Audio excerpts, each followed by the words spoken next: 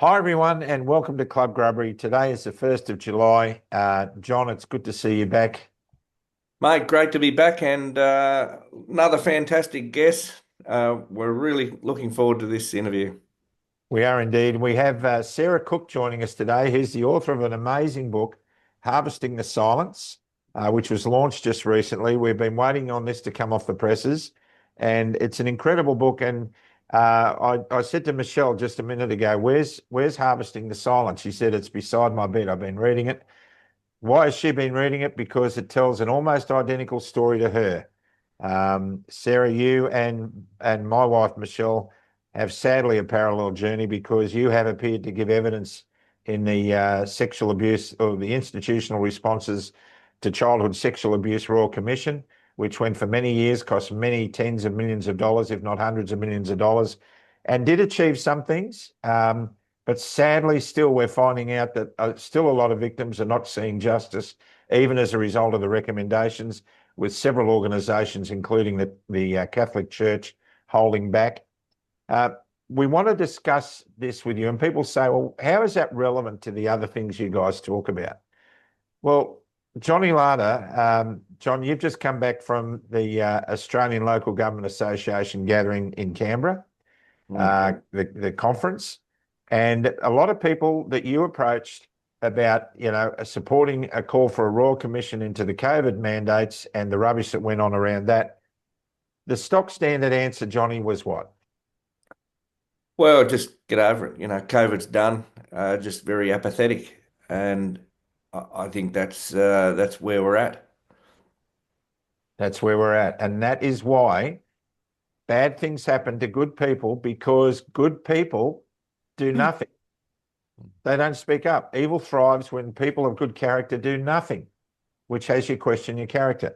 Now, a bit of background, the Catholic Church is just one. Every single church, not only church, but life-saving, Boy Scouts, education, they were all raised in the Royal Commission. Complaints were made by every single denomination. Some of them got public hearings, some didn't. Michelle's was a hearing in private. That church in particular went to strident efforts to apologise and make sure that steps were put in place to protect children in the future as a result of her action many years ago. Pope Benedict, who was formerly Cardinal Ratzinger, was the head of the doctrine of the faith for 17 years in the Catholic Church. And one of his primary roles was to move around pedophile priests and other staff of the Catholic Church involved in those activities and covering it up. Our own Cardinal George Pell in Australia did the same thing. A lot of people laud Cardinal Pell, but he was involved in a lot of cover-up. And I would draw people's attention to the outstanding ABC documentary series called Revelation, where Sarah Ferguson takes us on a journey. There are many documentaries about cover-ups. And why we're talking about this is the same mentality and the same corruption of pretending that something didn't happen is alive and well around people with infected bloods from 30 years ago. A lot of the stolen generation we've talked about. We're seeing apologies happening 50 years after the event. And this is because not enough is being done when it's happening, when people can be held to account and people keep getting away with it.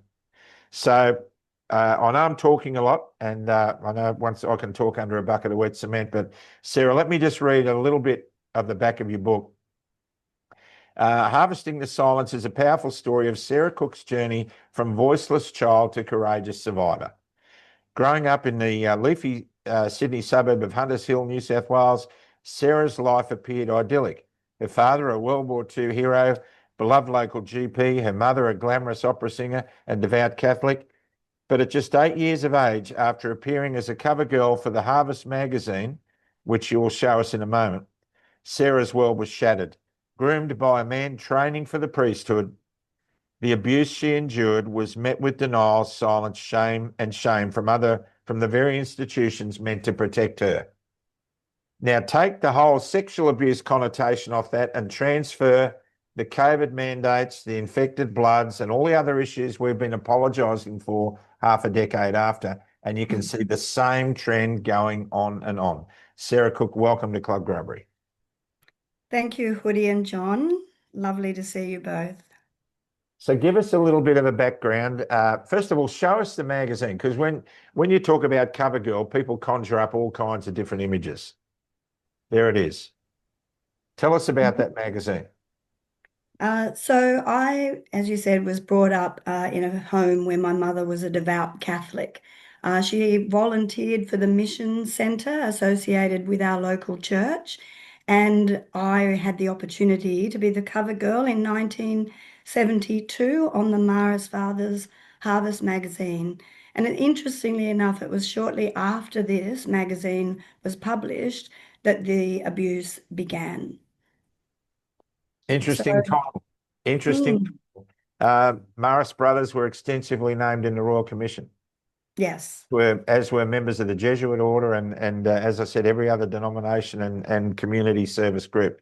It was Yes, the institutional responses to childhood sexual abuse, wasn't it? yes, that's right. So this man was training to be a Catholic priest, and he began by grooming my mother to get into my family home. So he weaved his way into the fabric of my family home and started to abuse me when my father was at work. And so this went on for 4 years until I finally found the courage, desperate to make it stop, to report my abuse. So I did that by speaking to a girl at my school who was older than me. She went to the Loreto Nuns, a prestigious school in Sydney that I attended, and told them about my story and the abuse. The nuns then went and informed the Morris Fathers of Hunters Hill that the abuse had been occurring, and they collaborated to silence me, hence harvesting silence. Johnny, harvesting silence is a pretty appropriate message to people about what's going on now in our country. Yeah, it certainly is, Hoodie. I mean, it's dreadful. You wouldn't think the nuns would get involved in that, would you? I mean, but I mean, geez, unbelievable that this sort of stuff was going on. Did he make it to be a priest there? Yes, so interestingly enough, 7 months after my report, he was ordained a Wow. priest. After And the then, report. yeah, after I reported it and was sent overseas. And this is the pattern. Mm. And I've looked into a lot of this historical abuse, and the pattern was as soon as a report was made, the perpetrator was moved. And this Mm. has gone on all over Australia and globally. So he's likely continued, hasn't he, as a priest overseas now? Mm. So no, he's actually I couple of years ago, so in 2021, I began a legal case against the perpetrator and a civil case against the Maras fathers. And during that investigation, they discovered that he'd left the priesthood. But also an interesting fact was this man was known to the Maras fathers to have a history of inappropriate behaviors with women and nuns. And with this knowledge, they asked him to leave the Mara's Fathers, but then they allowed him to come back.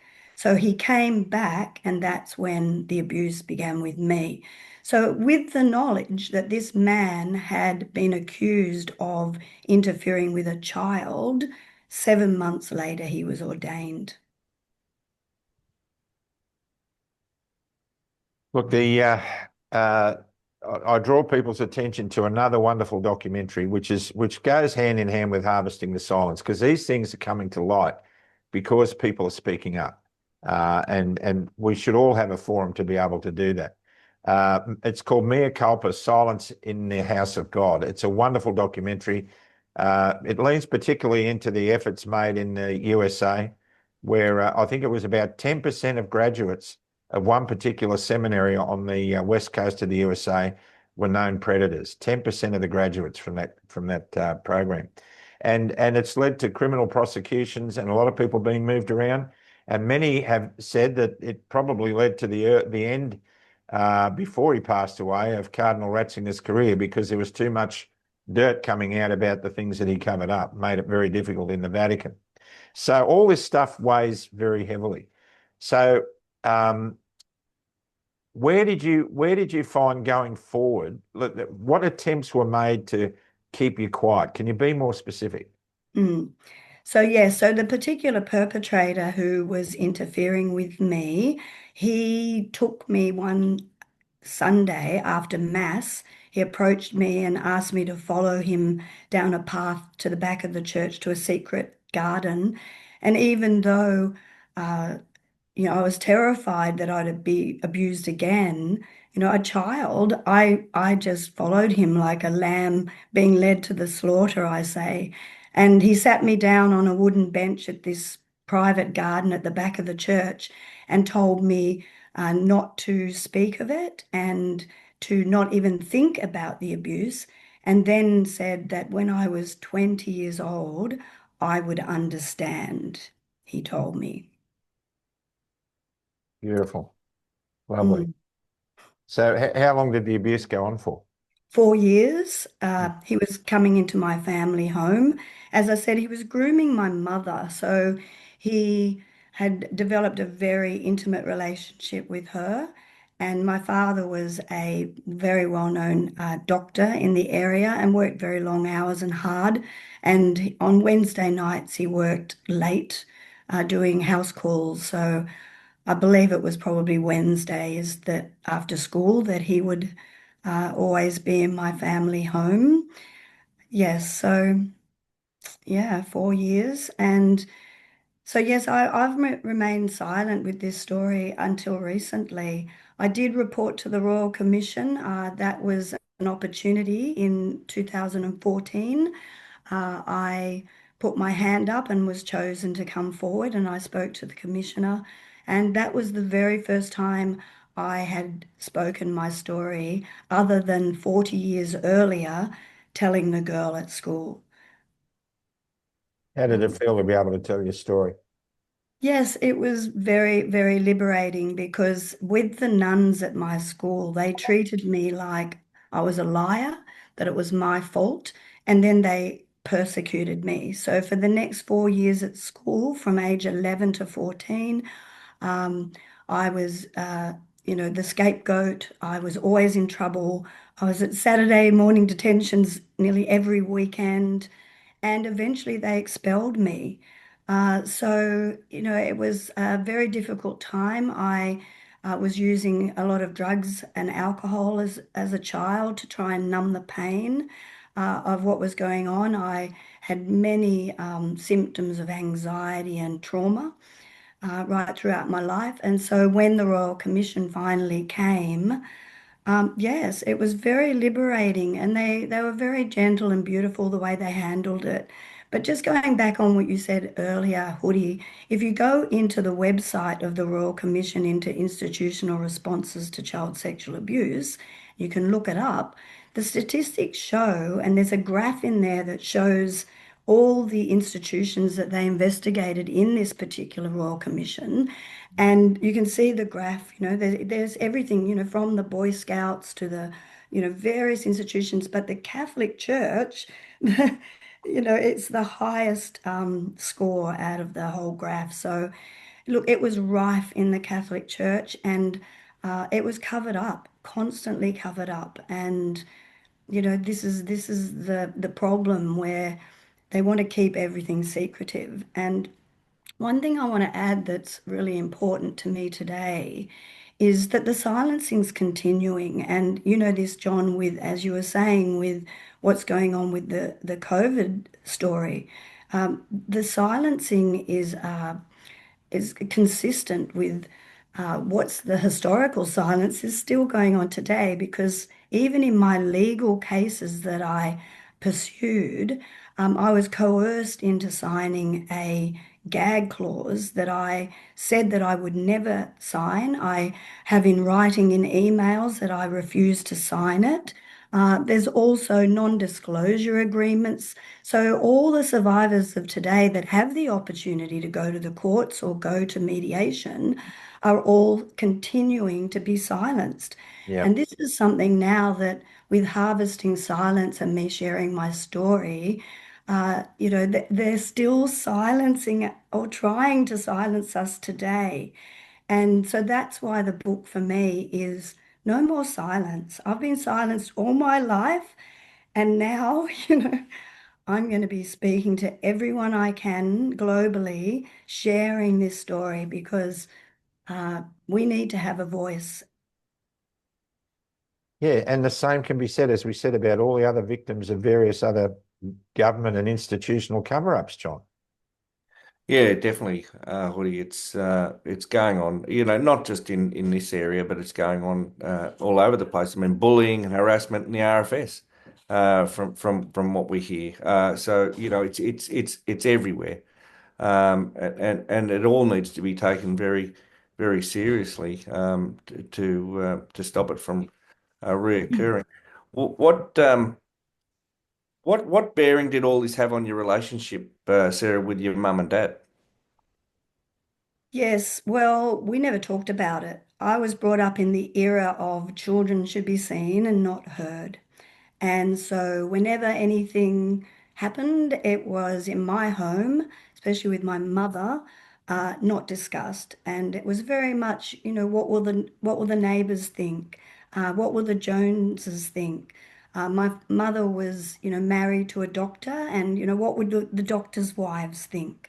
So anything was silenced. But I don't believe that my parents ever knew, because I'm sure my father didn't know, and my mother, yeah. So I don't think they told my parents, and I was a child at an age where you don't even know how to articulate these things that are beyond your comprehension. So I didn't tell anyone, and I didn't even tell my best friends at school.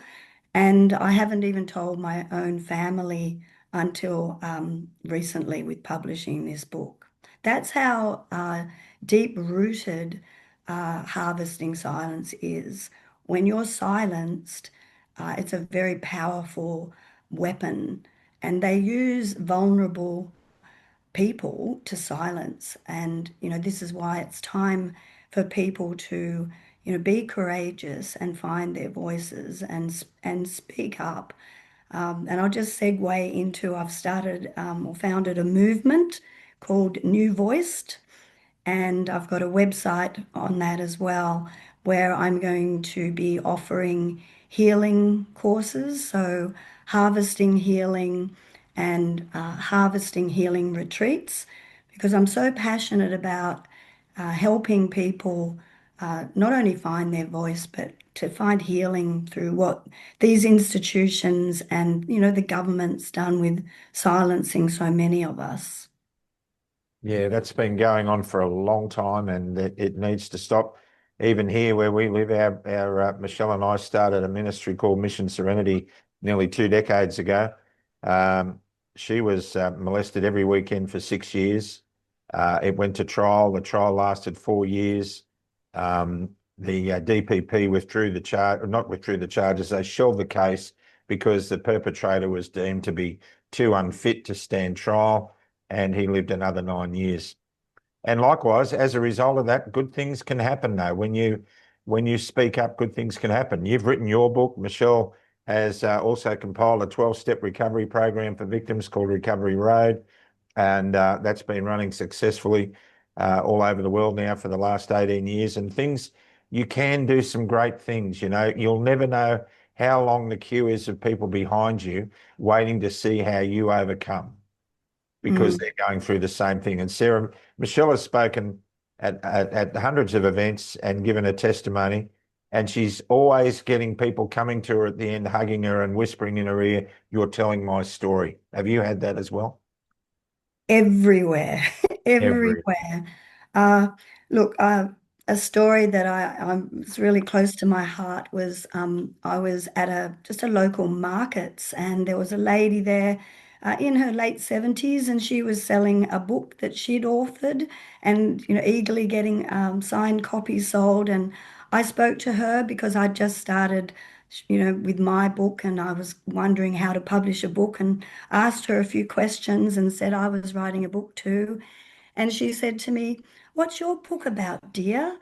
And up until recently, I had too much shame to even and voice these words, but to be able to say, I was sexually abused as a child by a man training to be a Catholic priest. And after I said that, this woman's whole countenance changed, and she looked to the ground and then slowly looked up at me and said, "Me too, and you're the first person I've ever told."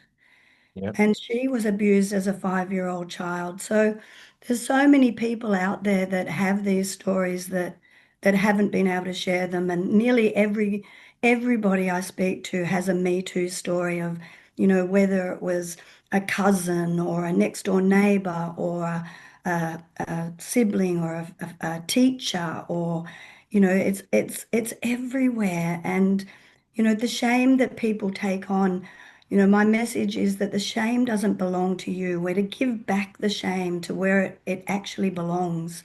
And that's with the perpetrators. And, they try and put this shame on the victim where it doesn't belong. So I'm hoping to help people get set free of the shame that I carried and crippled me most of my life. In all the recovery work that Michelle's done, the biggest message she puts across to survivors is it is not your fault. It was never your fault. Mm. She was silenced because she was a part Aboriginal baby adopted at birth into a loving family. And the perpetrator said, they all love me because I'm charismatic. They won't believe you if you say anything. And if you say anything, they'll send you back to the orphanage because you're a naughty girl. Yeah. And also things like, this is your fault. If you weren't so pretty, this wouldn't be happening to you. The grooming that goes on is incredible. And to see some of the stories and hear some of the stories I've heard in the last 20 years in the retreat that we run from time to time, it's just been incredible. So I want to acknowledge you for writing the book and for speaking out. And I pray that more and more people will come to understand the freedom that comes. Mm. Michelle actually moved on by forgiving the perpetrator, which is an Mhm. incredible step. Mhm. That's when she was really set free from all of this. Yes. And we go back to the parallels of everything that we're talking about with sexual abuse as children, to the abuse that governments have imparted on people by imposing mandates and people being forced to vaccinate. And we've got this plethora, this massive subculture of people in Australia, Johnny Lada, who are vaccine injured, who look like it'll be at least 50 years or more before they even get acknowledged as vaccine injured. And I think that's interesting segue here, Hoodie. Because Sarah obviously suffered greatly as a child and beyond with that trauma from the sexual abuse. But you managed to build a beautiful career in health.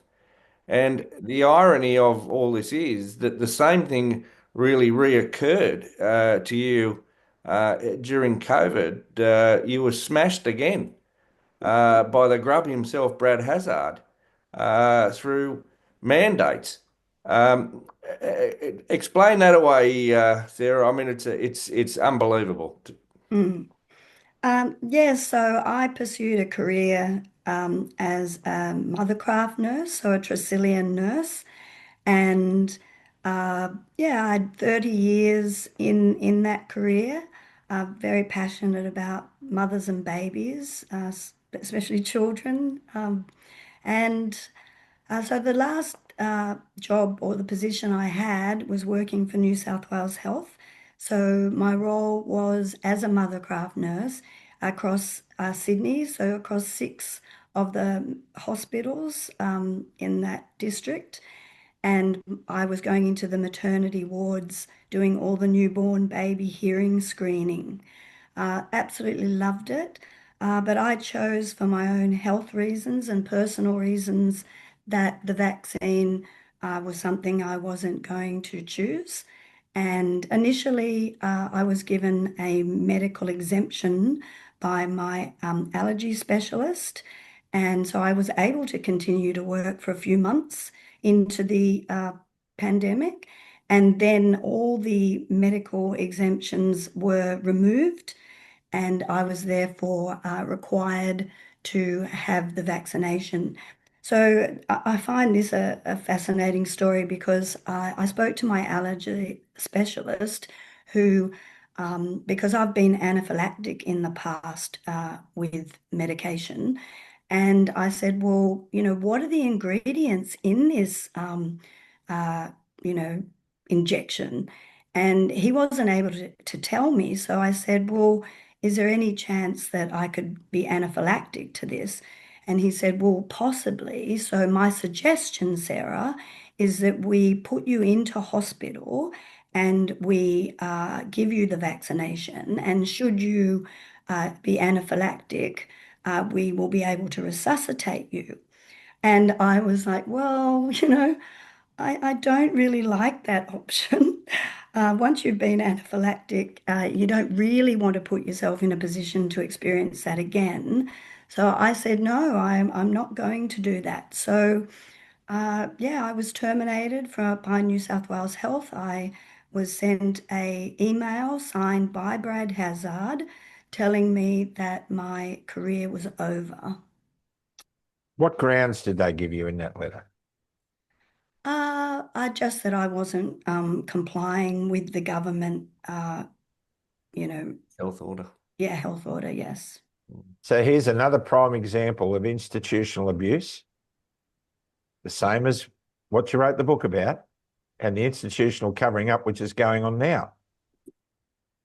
I mean, where do we stand when a GP who hopefully works under the notion of first do no harm, the Hippocratic Oath, even though that's not applied anymore, but you would hope that a health professional, Johnny, would be in that position they'd want to put that above all else because they're meant to be the advocate for their patient.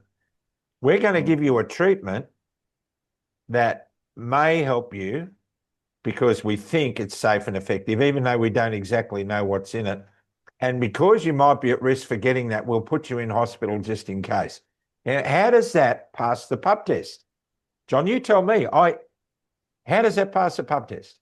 It can't, Woody. It can't. I know of a similar case where this exact same scenario occurred. An emergency nurse at a hospital on the mid-north coast had the first vaccine at work in the emergency department as a nurse in her 30s and became ill. Had to be given adrenaline. Uh, and then was subsequently told to continue working in that emergency department for New South Wales Health. She would have to have the second dose. Went to her immunologist, and the immunologist said, oh, okay, well, you had that one last time. Well, this one's a little bit different. So we'll have that one, and you can have it in the emergency department in case you have another anaphylactic reaction. She went back to the hospital, had the second jab, had a severe reaction to it, and now has a permanent tracheostomy.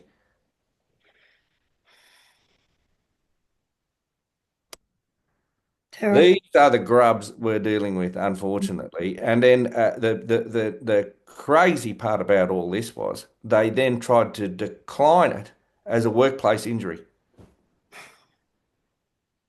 Nothing to see here. I mean, how much of a trigger was that event, Sarah, to you writing the book? Oh, look, it gave me plenty of time. Mm. I suddenly was, at home in lockdown, and that's when I started to ponder and think about, so many things as we all were at the time. And that's when I began to think, I wonder where my perpetrator is. And I started to Google and do a bit of a search, wondering, and that's how I came across a lawyer and went forward with my civil case and legal cases. Currently, there's an arrest warrant in place for my perpetrator. should he return to Australia at any time, which is probably unlikely because I'm sure he probably knows about me speaking out. But, there was a sense of justice in the sense that I did have a sitting with the head of the Maris Fathers, and I was able to read my impact statement to him, which is in the back of the book. And I read that to the head of the institution, and I was given a verbal apology, a written apology, and a payout. Yeah. And a non-disclosure agreement. Yes, exactly. Yes, a forced, yeah. And that's it's all written in the book. I share the story of the legal system in Australia and what I was put through because it was incredibly traumatic. So, the silencing continues and it continues. They don't want us to speak up. And that's why I believe it is so important.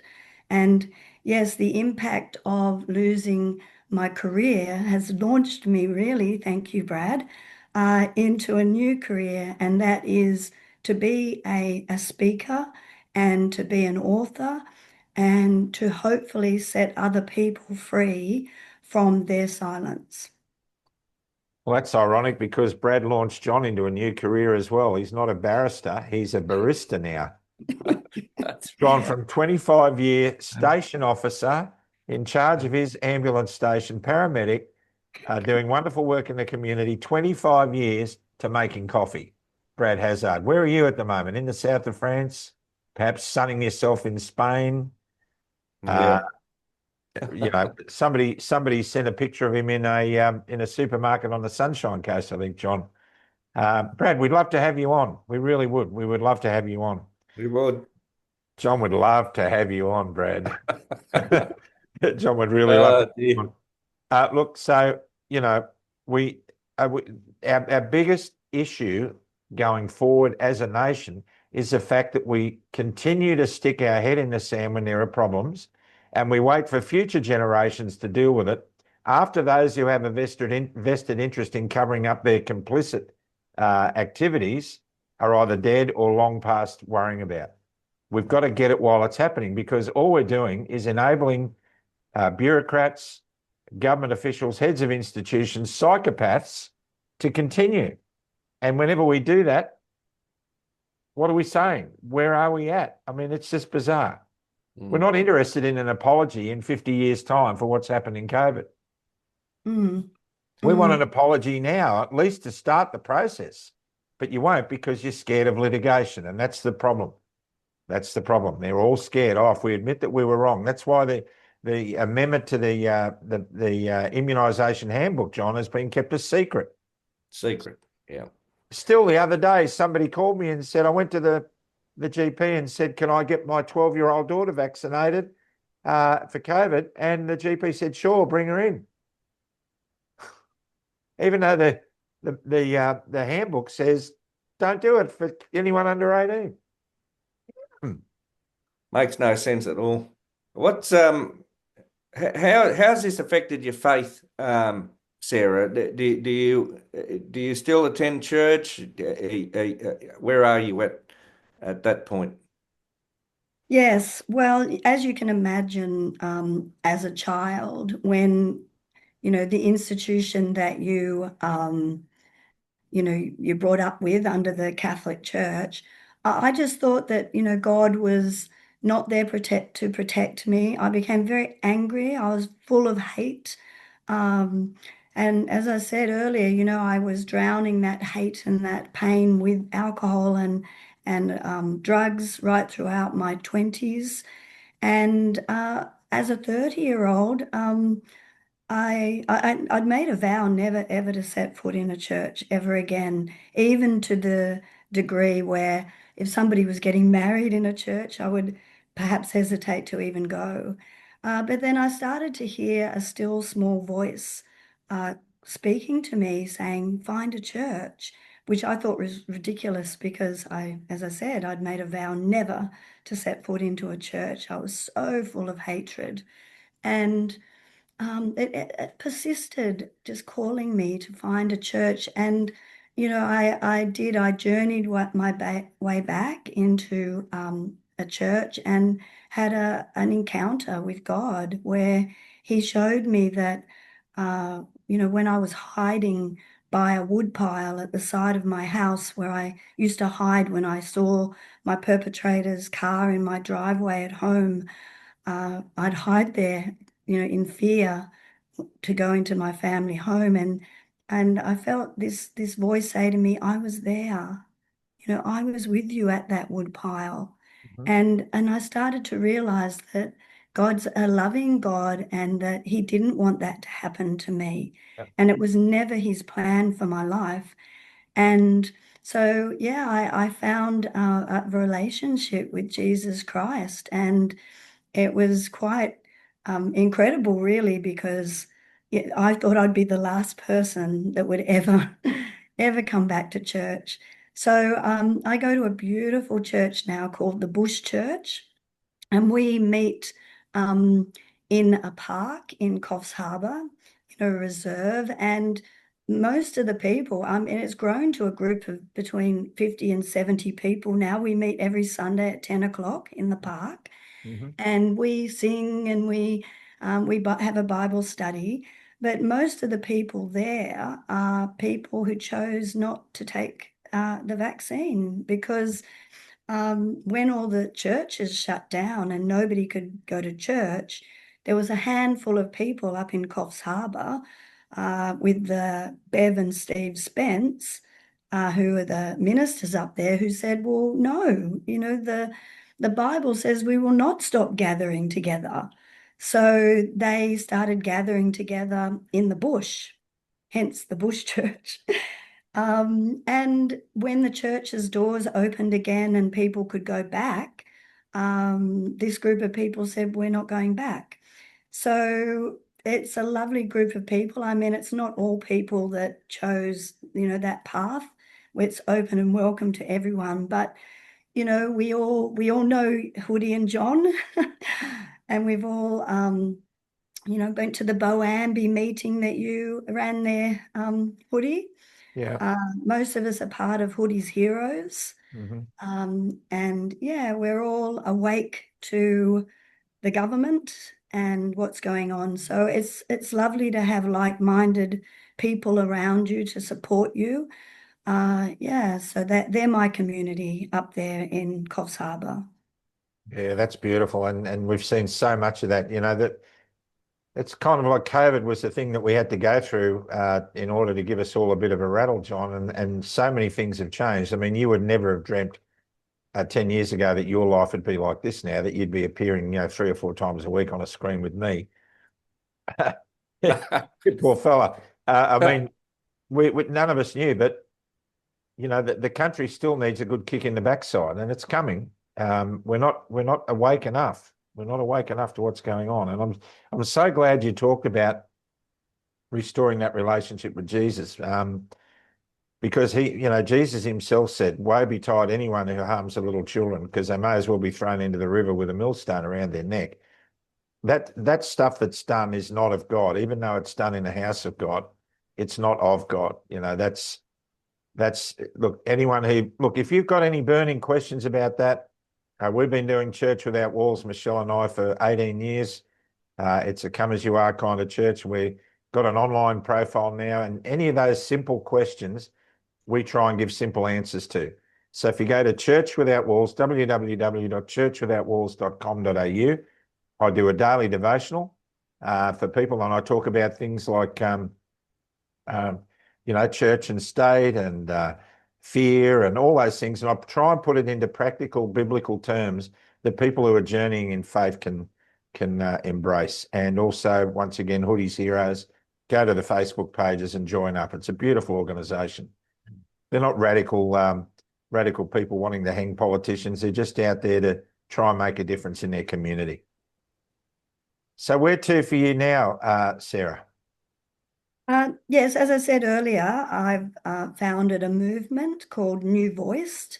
There's a website where people can come and find out about the harvesting healing courses and the harvesting healing retreats. So just like your retreats, Hoodie, I went to a beautiful retreat in America where I got some beautiful healing, and there's nothing like that here in Australia for survivors of childhood sexual abuse. So I'd like to begin just some small, intimate uh, retreats to help people and some courses to help people.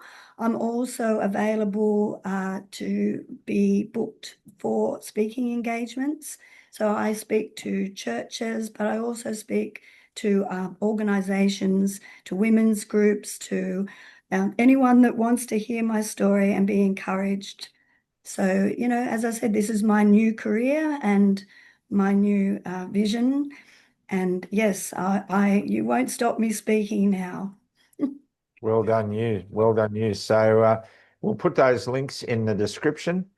I'll also put a link to Michelle's testimony that she gave a few years back in northern New South Wales in front of a very large audience, and that's compelling as well. So there is healing and there is hope out there if you've struggled with this. And dare I say it, if you're vaccine injured, Yes. that we're not going to give up. We're not going to give up on this. We're going to keep Mm. pushing this agenda until you get some Mm.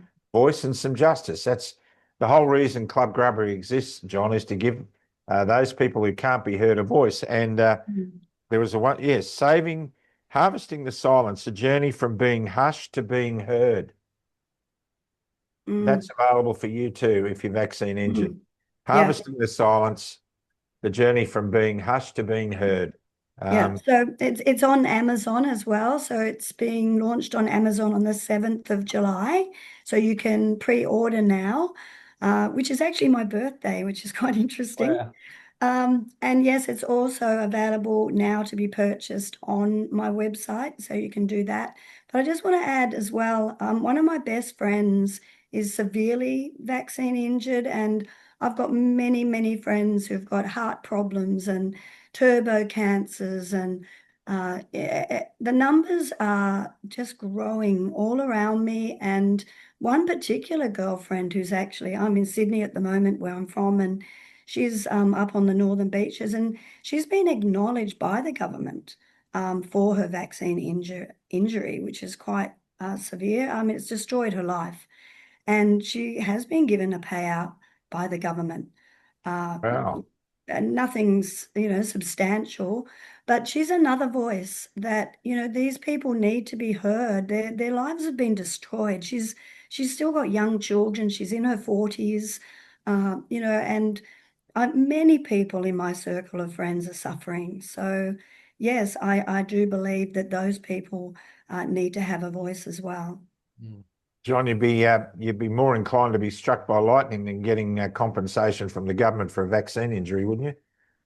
Well, I would think so. It'd be a pittance at best. But I mean, unfortunately, Hoodie, I think these non-disclosure agreements are almost as bad as the actual acts.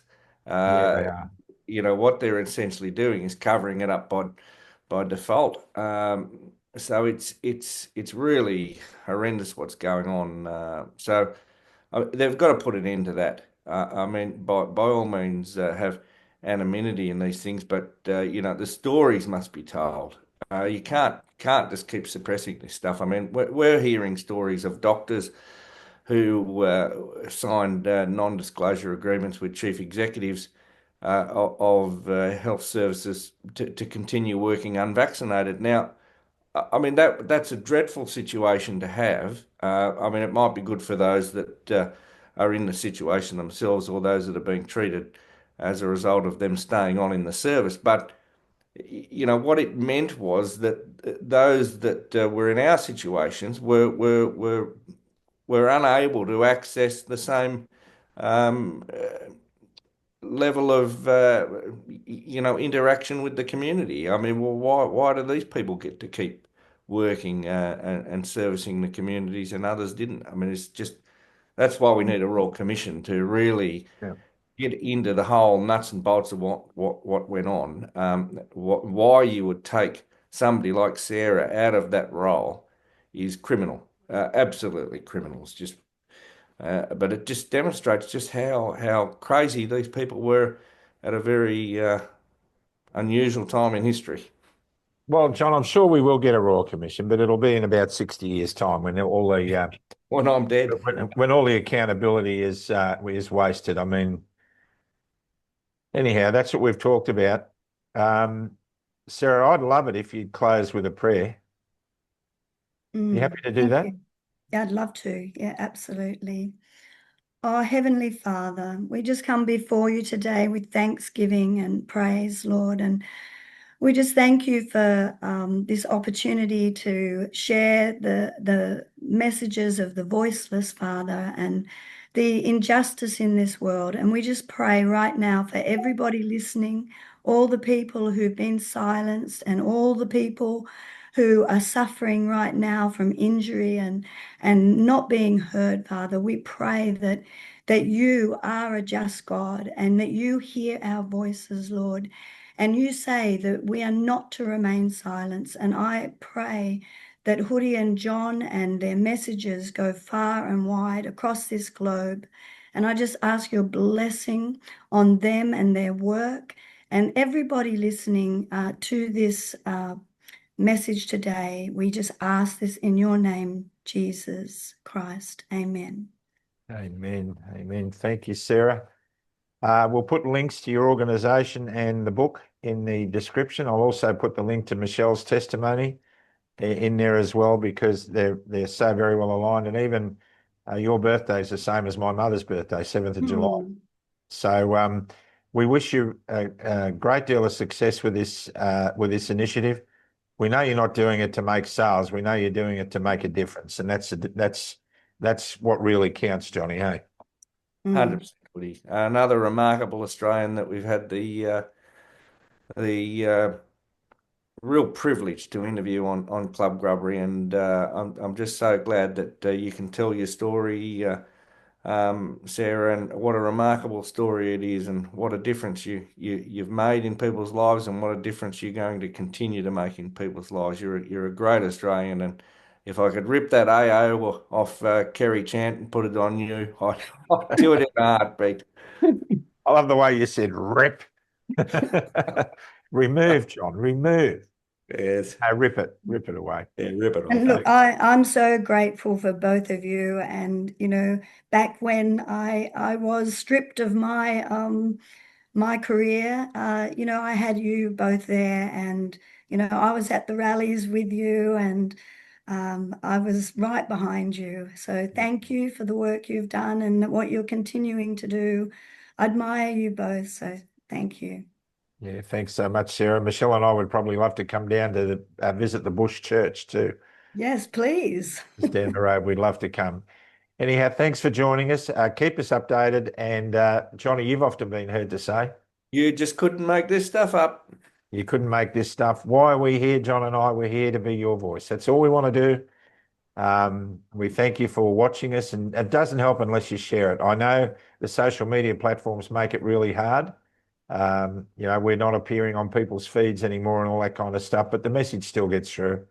And we're sorry about the ads that appear on social media, but you can block that. Stuart's put a great link on the pages to tell you how to block ads. We're not promoting those ads at all. That just comes with the territory, sadly. Okay, everyone, we'll see you next time on Club Grubbery. Don't forget, it's a great country because you live in it, whether you agree with us or not. If you love your country, stand for it. God bless you all, and bye for now. Bye-bye.